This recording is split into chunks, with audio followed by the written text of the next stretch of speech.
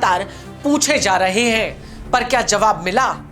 दिल्ली के जंतर मंतर पर चल रहे धरने के बारे में आप सब जानते हैं। 20 जुलाई को जब प्रदर्शनकारियों ने संसद मार्च किया तो पूरी दुनिया में ये तस्वीरें गई। मार्च की तस्वीरें, प्रदर्शनकारियों पर कार्रवाई की तस्वीरें, पत्थर, लाठी डंडे, आंसू गैस के बरसते गोले, इन सब की तस्वीरों से सोशल मीडिया पटा पड़ा है।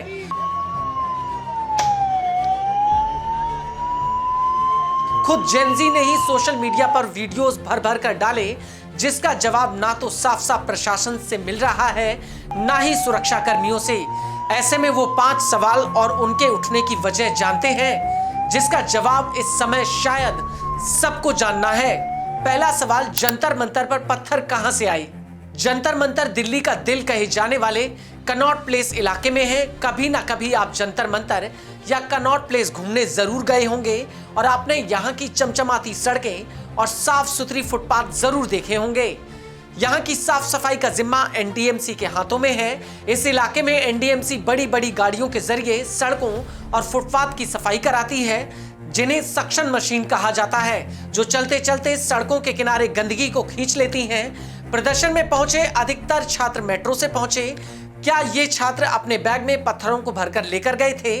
आपकी जानकारी के लिए बता दें कि मेट्रो की एंट्री करते वक्त एक मशीन में आपके सामान की जांच होती है। ऐसे में मेट्रो के जरिए पत्थर ले जाना असंभव है। 20 जुलाई 2026 को संसद मार्च से पहले सोशल मीडिया पर कई वीडियो सामने आ चुके थे, जिनमें जंतर मंतर के पास पत्थरों से भरा एक डंपर दिखाई दे रहा था, जिसमें ईंट, पत्थर और तमाम तरह का मलबा था, जिसे पत्थर मारने या फिर किसी पर हमला करने के लिए इस्तेमाल किया जा सकता था। सवाल यही उठता है कि जब जंतर मंतर इलाके को दिल्ली पुलिस ने छावनी में तब्दील कर दिया था, तो ये पत्थरों से भरा डंपर कहां से जंतर मंतर के करीब पहुंचा? जंतर मंतर इलाके में इतने बड़े पैमाने पर ईंट पत्थर कहां से आए? इसका जवाब कौन देगा? आखिर ये ईंट पत्थर जंतर मंतर तक कौन ला रहा है? क्या पुलिस प्रशासन की मिलीभगत से इन वाहनों को खड़ा किया गया था ताकि मार्च के दौरान हालातों को बिगाड़ा जा सके? मार्च के बाद भी कई बार ऐसी खबरें सामने आई कि प्रदर्शन के दौरान पत्थरबाजी की गई। ऐसे में फिर वही सवाल है कि आखिर ये पत्थर कहां से आ रहे हैं? क्या पुलिस की नाक के नीचे जंतर मंतर पर पत्थरों को सप्लाई किया जा रहा है? अब आता है हमारा दूसरा सवाल, जंतर मंतर के पास टूटी हुई गाड़ियां कहां से आई? जंतर मंतर और कनॉट प्लेस का इलाका पूरी तरह से छावनी में तब्दील है। जगह जगह पर फोर्स तैनात है, लेकिन इसके बावजूद जंतर मंतर के धरना स्थल के पास टूटी हुई गाड़ियों का एक वीडियो कल रात में सामने आया था, जिसमें एक प्रदर्शनकारी कह रहा था कि पुलिस द्वारा ये टूटी हुई गाड़ी यहाँ पर खड़ी की गई ताकि यह दिखाया जा सके कि प्रदर्शनकारियों ने ये गाड़ी तोड़ी है। जंतर मंतर गाइस, तो बेसिकली अभी पुलिस तैनात है, बीएसएफ वाले तैनात हैं, बट इन्होंने यहाँ पर एक कार ला के खड़ी करी है। ये RW रेजिडेंशियल वेलफेयर एसोसिएशन की किसी की कार है ये, और पहले से ला के ऐसे खड़ी कर दी है ताकि न्यूज़ों में डाल सकें कि ये बच्चों ने तोड़ी गई है, बच्चों के द्वारा तोड़ी गई है। संसद मार्च वाले दिन भी कनॉट प्लेस में कई प्रदर्शनकारियों ने गाड़ियों के क्लिप दिखाए थे, जिनमें प्रदर्शनकारी ये कह रहे थे कि पुलिस ये टूटी हुई गाड़ियां यहाँ खड़ी कर रही है ताकि प्रदर्शन को बदनाम किया जा सके। देखो पुलिस वाले खुद ही तोड़ रहे हैं ये सारे शीशे, देख रहे हो? अभी तोड़ते हुए पकड़ा गया ये शीशा तोड़ रहे हैं। इनका नाम ऐसे में सबसे बड़ा सवाल ये उठता है कि आखिर ये गाड़ियां किसकी हैं? इन गाड़ियों के मालिक अभी तक क्यों सामने नहीं आए? जो गाड़ियां टूटी, अभी तक उनके मालिक मीडिया के सामने क्यों नहीं आए? दिल्ली पुलिस इन गाड़ियों के बारे में जानकारी क्यों नहीं दे रही है? क्या जानबूझकर टूटे वाहनों को धरना स्थल के आसपास खड़ा करके एक नैरेटिव सेट किया जा रहा है कि प्रदर्शनकारी सार्वजनिक और प्राइवेट प्रॉपर्टी को नुकसान पहुंचा रहे हैं? चूंकि प्रदर्शनकारी बार बार ये कह रहे हैं कि पुलिस जानबूझकर इन गाड़ियों को यहां खड़ी कर रही है ताकि उन्हें बदनाम किया जा सके और प्रदर्शनकारियों के खिलाफ कार्रवाई करने का उन्हें बहाना मिल सके। अब बात आती है हमारे तीसरे सवाल की, क्या फोर्स ने प्रदर्शनकारियों के ऊपर पैलेट गन दागी थी? दिल्ली के लेडी हार्डिंग अस्पताल में भर्ती 25 साल के इरशाद शेख का कहना है कि फोर्स ने उनके ऊपर पैलेट गन दागी थी। इंडियन एक्सप्रेस ने खुद इरशाद से अस्पताल में जाकर बातचीत की है, जिसमें उन्होंने उस लम्हे का वो खौफनाक मंजर बयां किया है। इरशाद का कहना है कि 20 जुलाई 2026 को उन्होंने संसद मार्च में हिस्सा लिया था। उनका कहना है कि सीआरपीएफ की रैपिड एक्शन फोर्स के एक जवान ने उनके ऊपर पैलेट गन फायर की थी। आपको बता दें कि शेख इरशाद MBA ग्रेजुएट हैं और वो गुरुग्राम में काम करते हैं। उनका कहना है कि वो केरला भवन के पास थे। 3:30 बजे के बाद जब वो जंतर मंतर के पास थे तो पुलिस ने लाठीचार्ज शुरू कर दिया और हम थोड़ा पीछे हटे। इसके बाद पुलिस ने आंसू गैस के गोले फायर करना शुरू कर दिया। इसके बाद मेरी आंखों के सामने 1 मिनट के लिए अंधेरा छा गया, लेकिन जैसे ही हम पीछे मुड़े वैसे ही पुलिस ने घेराबंदी कर दी थी।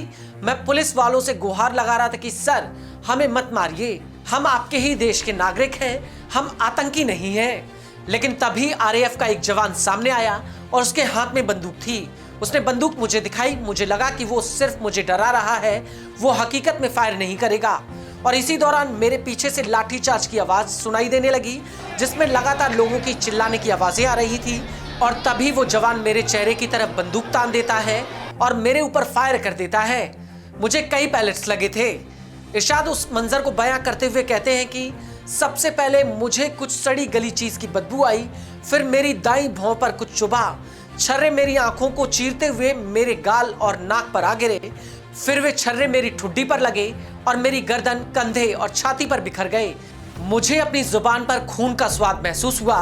मैंने जब अपने चेहरे पर उंगलियां रखी तो हर तरफ खून बह रहा था। लेकिन जब इंडियन एक्सप्रेस ने दिल्ली पुलिस से पैलेट गन के बारे में पूछा तो उन्होंने इसके इस्तेमाल से सीधे साफ इनकार कर दिया। वहीं सीआरपीएफ ने तो इंडियन एक्सप्रेस के सवाल का कोई जवाब तक नहीं दिया। आप बताइए कि जिन हाथों में जनता की रक्षा की जिम्मेदारी है, क्या उनके हाथों से छात्रों और युवाओं के ऊपर पैलेट गन दागी जा रही है? आखिर इसकी जिम्मेदारी कौन लेगा? क्या दिल्ली पुलिस जानबूझकर पैलेट गन वाली बात को छिपा रही है? क्या पुलिस ने अंदर खाने जवानों को पैलेट गन इस्तेमाल करने की खुली छूट दी थी कि वो प्रदर्शनकारियों पर पैलेट गन से फायरिंग करें? वहीं लेडी हार्डिंग अस्पताल के डॉक्टरों का कहना है कि इरशाद के चेहरे पर जो छर्रे वाले घाव हैं, उनकी फॉरेंसिक जांच से ये पता लगाया जा सकता है कि ये पैलेट गन के घाव हैं या किसी और के। अब आता है हमारा चौथा सवाल। जंतर मंतर पर सादी वर्दी में दिल्ली पुलिस के जवान। दिल्ली हाईकोर्ट के आदेश के बावजूद भी जंतर मंतर पर सादी वर्दी में पुलिसकर्मी तैनात हैं। हमारे सहयोगी चैनल इंडियन एक्सप्रेस हिंदी की स्वाति मिश्रा ने खुद इसे रिपोर्ट किया है। इंडियन एक्सप्रेस हिंदी के कैमरे में ये तस्वीरें कैद हुई हैं, जिनमें साफ नजर आ रहा है कि दिल्ली पुलिस के जवानों के साथ सादी वर्दी में 2 पुलिसकर्मी सुरक्षा गियर पहनकर तैनात हैं। स्वाति ने जब वहां मौजूद आला अधिकारियों से इसके बारे में पूछा तो उन्होंने इसका कोई सीधा जवाब नहीं दिया। उल्टा ये कह दिया कि भाई ये तो पुलिसकर्मी पानी की बोतल देने आए थे। सवाल पूछना है कि जब आज ऑर्डर आया था तब आपके बीच 2 कर्मी सादी वर्दी में क्यों हैं? मैम अभी वो सादी वर्दी में क्यों हैं? मैं वहाँ पीछे। मैं जवाब आप साइड में। पर मुझे देखवाने तो दीजिए। 1 सेकंड मैम ये यहाँ एक वो और एक ये सादी वर्दी में है। जब ये ऑर्डर आ चुका है आप ही लोगों की तरफ से, आप दिल्ली पुलिस है ना, सादी वर्दियों का बहुत ज़्यादा सवाल आया था अभी जब, हाँ तो फिर क्यों है वो 2 जने सादी वर्दी में? वो हमारे लिए पानी लेकर आया है। नहीं, वो पानी लेकर नहीं आए, उन्होंने वेस्ट पहना हुआ है, उनके हाथ में लाठी है। कोई मारेगा तो उसको भी तो बचना है। नहीं, उनके हाथ में लाठी भी है। उस दिन यही सारे लोग सादे कपड़ों में लोग थे जो डंडे मार रहे थे। सवाल तो उठे थे, तो अभी भी उन्होंने अभी भी डिप्लॉय कर रखा है। पानी और ये सारी चीजें। नहीं, वो पानी नहीं दे रहे थे, आपने जबरदस्ती उन्हें बोतल पकड़ाई है। हालांकि स्वाति ने खुद अपनी आंखों से देखा कि ये पानी की बोतलें उन्हें उसी वक्त तुरंत पकड़ाई गईं।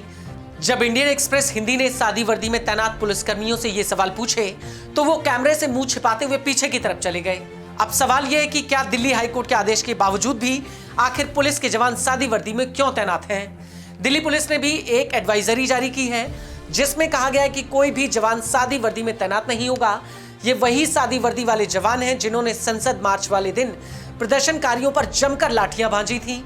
कई वीडियोस में सादी वर्दी वाले लोग हाथों में डंडे लेकर प्रदर्शनकारियों को बेरहमी से पीटते हुए नजर आए थे। भाई सवाल यह भी है कि जब दिल्ली हाईकोर्ट ने कहा है कि कोई भी जवान सादी वर्दी में तैनात नहीं होगा, तो अदालत के आदेश के बावजूद आखिर दिल्ली पुलिस कैसे सादी वर्दी में जवानों को तैनात कर रही है, जिनके पास ना बैच है ना ही नेम प्लेट? क्या दिल्ली पुलिस हाईकोर्ट से ऊपर है? क्या पुलिस के इन सादी वर्दी के जवानों में अदालत का जरा भी डर या सम्मान नहीं है?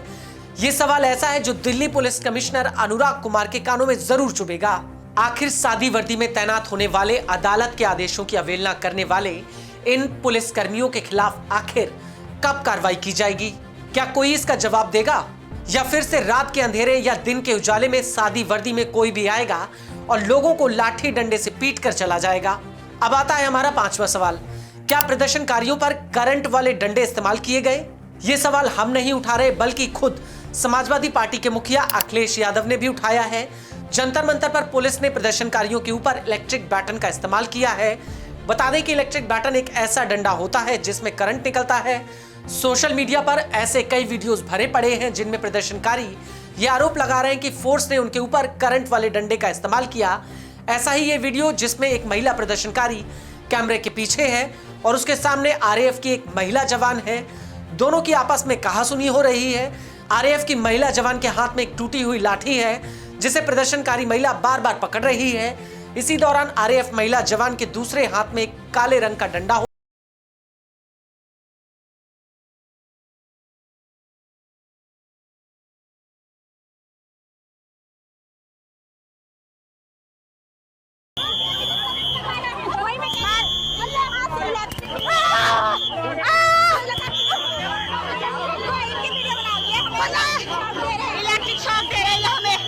वीडियो में ऐसा नजर आ रहा है कि उस लड़की को जोर से किसी चीज का झटका लगता है और वो चीख पड़ती है। इस वीडियो के अलावा भी कई प्रदर्शनकारियों ने ऐसा दावा किया है कि उन्हें करंट का शॉक दिया गया है। जैसा कि हमने पहले भी बताया कि ये वो सवाल है जिनके जवाब जनता जानना चाहती है। सोशल मीडिया पर लगातार लोग सवाल उठा रहे हैं, लेकिन जवाब कौन देगा? क्या इन 5 सवालों के जवाब मिलेंगे भी या नहीं? शायद पता नहीं।